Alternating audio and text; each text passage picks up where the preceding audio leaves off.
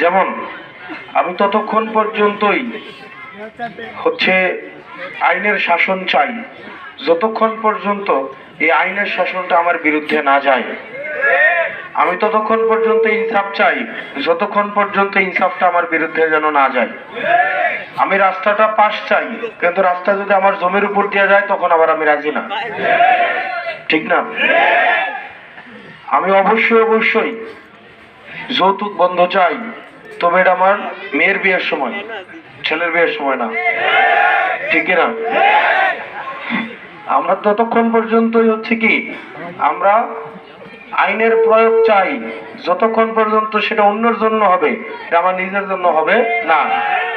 আমি অবশ্যই দুর্নীতির বিরোধী, অবশ্যই আমি চাকরির তদবিরের বিরুদ্ধে। চাকরি তদবির নিয়ে চাকরি করা যাবে না। আমি চাই মেধা এবং যোগ্যতা দিয়ে চাকরি পাক, তবে আমার মায়ের ক্ষেত্রে হইলে আবার আলাদা। সবারটা তো একরকম, আমারটা দেখবেন না একটু? এতদিন খাটলাম, আমার পোলারটা একটু দেখেন। ব্যাপারটা এমন না? শোনেন, দায়িত্ব পুরাটা আমার উপরে দিয়ে দিলে হবে না। আমি সবার বক্তব্য শুনলাম, দায়িত্ব সবাই ভাগ করে নিতে হবে। এটার আওয়াজ নাই,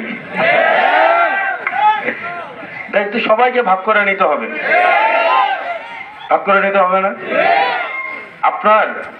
আমি চাই আপনারা ওই রকমের মানুষ হন, ওই রকম ভাবে আমাকে সহায়তা করেন।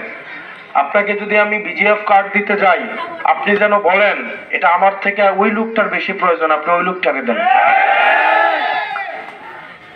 আপনি যেন এমন না করেন, আপনার নিজের জন্য একটা নিলেন, ভাইয়ের জন্য একটা নিলেন, শালীর জন্য একটা নিলেন, ফালতু বোনের জন্য একটা নিলেন।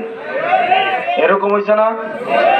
চেয়ারম্যান তার নিজের বউরে বিধবা কার্ডের ভাতা দিছে, হয়েছে কিনা? হয়েছে কিনা গো? হয়েছে না? সেই জন্য আমরা কতটা সফল হব বা না হব, আমি কতটা সফল হব বা না হব, এটা নির্ভর করবে আপনাদের উপরে। এটা আপনাদের উপরে নির্ভর করবে। আপনারা যদি আমার কাছে অনৈতিক বিষয়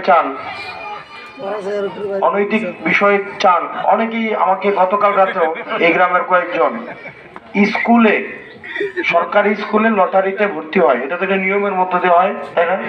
এটা তো নিয়মের মধ্য দিয়ে হয়।